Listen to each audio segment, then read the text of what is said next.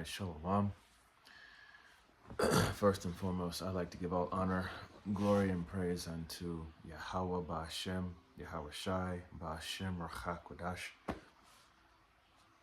Double honors and respect to the elders and to the apostles, the great millstone. Peace and blessing to all Akim that are preaching and teaching His word with 100% truth and sincerity. And unto the men, and unto the men, women, and children that are listening and learning. And unto the Ba'ath Adabadah, the elect house of David that is scattered abroad, I give you my utmost and sincere salutations. This afternoon's lesson is, it's entitled, Any Person Capable of Angering You Becomes Your Master. Okay? So any person that's capable of getting you angry, pissed off, upset, that person becomes your master, okay? Because you're letting them, by showing emotion, you're giving them power over you.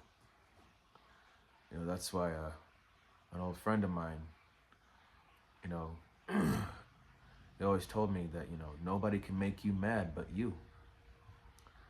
So,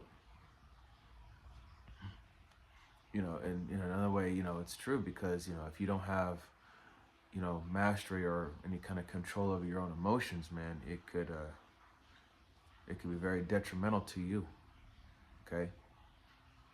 So, you have to understand, man, you can't let anybody have that power over you. You can't let anybody see that they can get to you, man. Because once that happens, it's basically, like I said, they basically became your master. And it's true. That's why you can't let anybody, you can't allow yourself to be,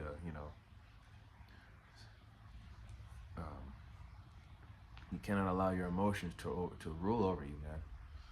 Okay, so this is going to be the book of Ecclesiastes. It's going to be chapter 7.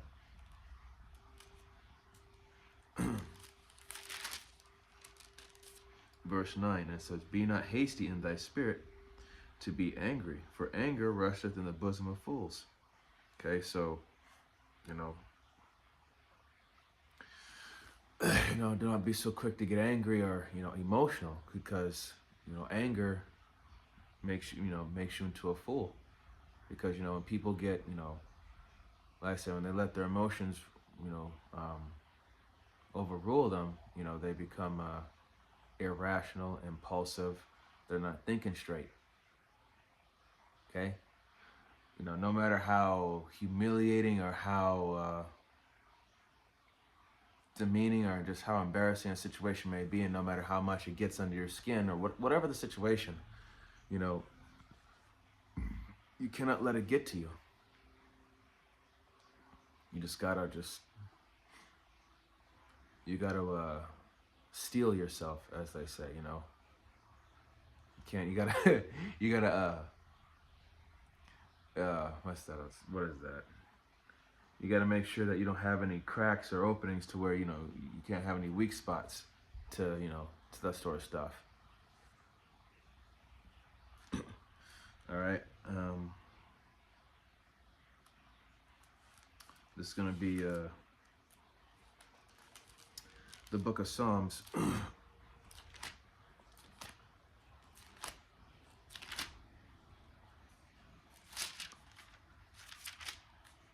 Psalms 37 and verse 8. Oh, goodness. Psalms 37 and 8. Cease from anger and forsake wrath. Fret not thyself in any wise to do evil. Okay? So, once again, just gotta learn to let shit go. Okay? Because, if you get mad over something and you allow, like I said, if you allow that anger to get the better of you and you do something, you can make the situation worse, and it's gonna come back to bite you in the ass, man. So, that's why the scriptures say,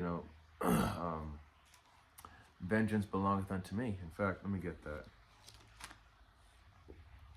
because I understand that, and especially in the times that we're in, that, people can tend to get on your nerves, and, people do stupid shit that'll, that'll get you rattled, or, people will mess with you, you know, understand how that is. This is Deuteronomy chapter 32.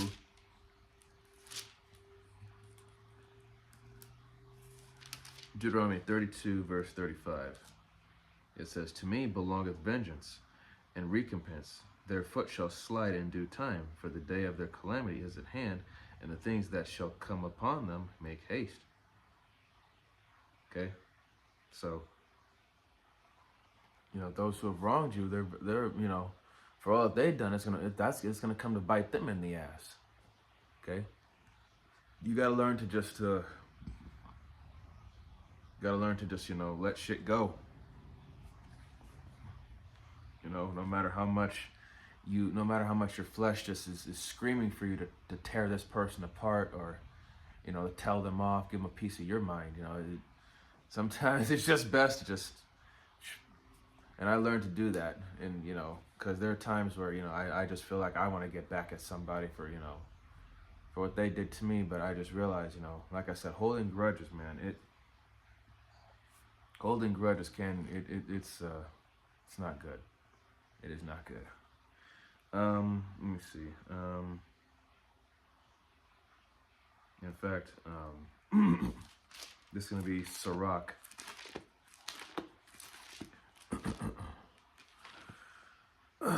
Actually, no. Let me get Proverbs.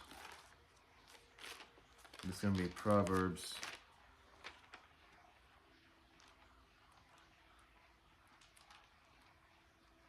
Proverbs chapter 15, verse 18.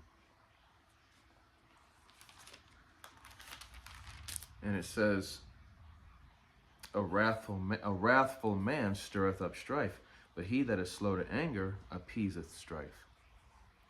So, a wrathful man, a man who's full of anger, full of that emotion, that unstable emotion, man. He's the one that can, stirreth up strife, cause an even bigger problem. He's not thinking straight. He's not in his right mind. But someone that is slow to anger is someone who has that ability to just stop and think for a moment, and he could find a way around it, and find a way around making the situation worse. Okay, that's why the greatest weapon, I don't care how much martial arts you know, or you think you can fight, or whatever the case, or your greatest weapon is your mind, because your mind is what helps you read the room, so to speak. Think, analyze, and then move accordingly. So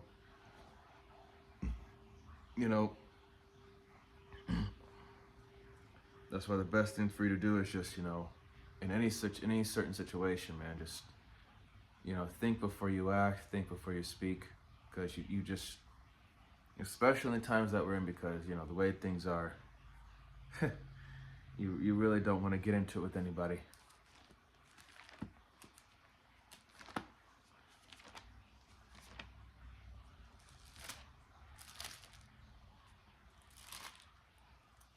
This is Sirach chapter 28. Sirach 28:1. And it says, "He that revengeth shall find vengeance from the Lord, and he will surely keep his sins in remembrance." Verse 2, "Forgive thy neighbor the hurt that he hath done unto thee, so shall thy sins also be forgiven when thou prayest." Okay? So, no matter... I will read verse 1 again. "He that revengeth shall find vengeance from the Lord, and he will surely keep his sins in remembrance." So, you are, who are you to take matters into your own hands? Okay? As I read in Deuteronomy 32 and 35, to me belongs vengeance. Okay? Yahweh B'Shem Yahushai is the one he's the avenger, not us. Okay? He's the one that's in the right. Okay? So, instead of taking matters into your own hands and going after somebody, you're setting yourself up for failure right there, because you have to remember, you yourself are a sinner. You're no better than that person that screwed you over. So the best thing for you to do would be to just pray to the Lord. Say a quick prayer. Yahweh Shemel Shai Baba Kusha, Baba Kusha, Baba Kusha. Please, deal with this individual accordingly, if it be your will.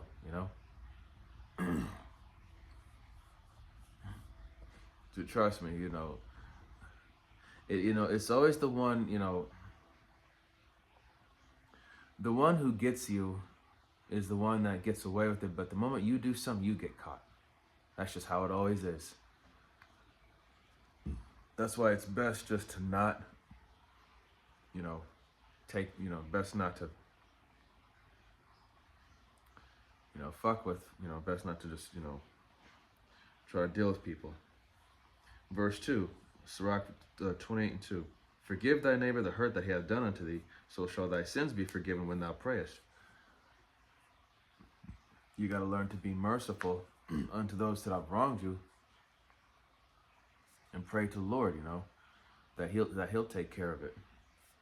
Verse 3, one man beareth hatred against another, and doeth he seek pardon from the Lord? He sheweth no mercy to a man which is like himself, and doeth he ask forgiveness of his own sins? Okay, so, by you taking revenge, all you're doing is showing that you're no better than the person that hurts you. You're showing that, you're actually even worse. Really. That's why, do you ever seek pardons for your transgressions? No. So, once again, who are you to take matters into your own hands? So, verse 5, if he that is but flesh nourish hatred, who will entreat for pardon of his sins? So, if you build up all that anger and that rage, who's going to forgive you? Who's going to pardon your ill actions, Verse 6, remember thy end, and let enmity cease. Remember corruption and death, and abide in the commandments. Verse 7, remember the commandments, and bear no malice to thy neighbor. Remember the covenant of the highest, and wink at ignorance. So, if someone does you wrong, yes, it hurts and it sucks, makes you upset, but the best thing you can do is just to ignore that person and cut them off. And so, just remember, abide in the commandments, man. Because Yahweh Shemel Shai's word is what's going to keep you from,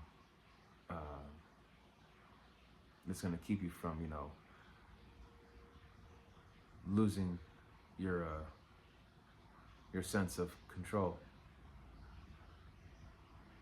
Verse 8, abstain from strife, and thou shalt diminish thy sins, for a furious man will kindle strife. Okay? So again, a wrathful man stirreth up strife. Add more fuel to that fire. Cause, burn the house down or burn that bridge. Yeah, sure, someone may steer you wrong, but don't be the one that makes matters worse.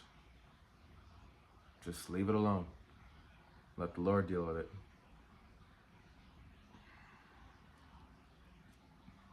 And I know that I understand the feeling that you want to take matters in your own hand, get that person, because you feel like it's going to make you feel better. But you just never know. Let's say if you do get back at that person that wronged you, you feel better about it and this and that, but you never know, because that person that you got even with, they could be plotting to get you back so much worse. Or someone else may get back at you for the person that you got back at. So it's a cycle. So you just kind of have to just have to refrain yourself. This is Sirach 33, verse 19. It says, give not thy son and wife, thy brother and friend power over thee while thou livest. And give not thy goods to another, lest it repent thee, and thou entreat for the same again. Okay? So, don't give anybody any power over you, man. Because once you give them that power, or you give your goods to someone that has that power over you, don't expect to get it back. Consider it lost. Verse 20, as long as thou livest and hast breath in thee, give not thyself over to any. Okay, as long as you live, man, don't let anybody have power over you. Okay, don't give them that edge. Okay. Me personally, when it comes to dealing with people nowadays, I just mind my own business and just keep it moving. I don't get involved with anybody. Nobody. Because people nowadays, they're trolls. They like to act like clowns. They joke around too much. You know, that's why I don't even bother. I just leave things be. And with that, you know, again, in fact, let me get this is the book of James.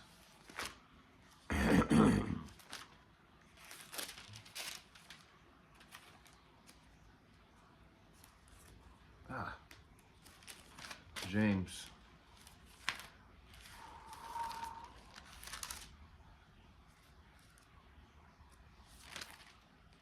James chapter 5, verse 9. And it says, grudge not one against another, brethren, lest ye be condemned. Behold, the judge standeth before the door. Okay? So, like I said, going back to those grudges, man, you know, the judge standeth before the door. He watches everybody. He watches their actions, their thoughts, their feelings. You know, Yahweh Shem Yahushai sees everything. So you have to keep in mind, man, just to, you know, watch yourself. Because, you know, strife could end friendships. You know, it could turn people against you. I mean, you know, you can't, that's why that old saying, you know, people that live in your head rent free, that right there shows that, you know, that you're letting this person get to you. You're psyching yourself out, making this person seem like they're superior to you. That's basically what it is. And you can't let people live in your head rent free. Because once that happens, man, they became your master and you became their slave. So don't allow yourself to be put in that position. All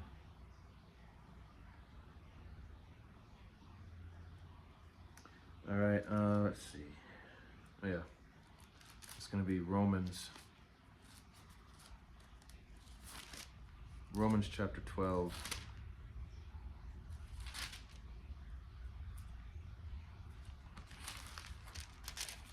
Romans 12 and 19 says, dearly beloved, avenge not yourselves, but rather give place unto wrath, for it is written, vengeance is mine, I will repay, saith the Lord. Verse 20, therefore, if thine enemy hunger, feed him. If he thirst, give him drink. For in doing so, thou shalt heap coals of fire on his head. Okay? Be not overcome with evil, but overcome evil with good. So, even though if a person knows that they did you wrong and you still treat them right, it's going to make them feel some type of way. Because of, like, as you know, back in Deuteronomy 32 and 35, you know, their calamity shall soon come, and make haste. So when they're in that pitiful case and you're still showing that kindness and mercy to them, they're going to think back, you know, on the times when they, you know, treated you like shit. You know, they're going to feel that humiliation, that shame. It's going to hit them. It will. Then they're going to realize, that they were, they're going to realize that they fucked up. All right, that's all I had for this lesson. So once again, anybody that's capable, as a said, this lesson was entitled, any person capable of angering you becomes your master. So, Lord willing, it was edifying to the body and to the few sincere listeners and believers. Okay, and with that, I'd like to give all honor, glory, and praise unto Yahweh, Bahashem, Yahweh Shai, Bahashem, Rachak Wadash. Double honors and respect to the elders and to the apostles of the great millstone. Peace and blessing to all Akim that are preaching and teaching this word with 100% truth and sincerity. And unto the men, women, and children that are listening and learning. And unto the Ba'ath Davadah, the elect house of David that is scattered abroad, I give you my utmost and sincere salutations. See you in the next lesson, Lord willing. Kwam Yasharallah, Wa Ababa Shalom, Barakatam.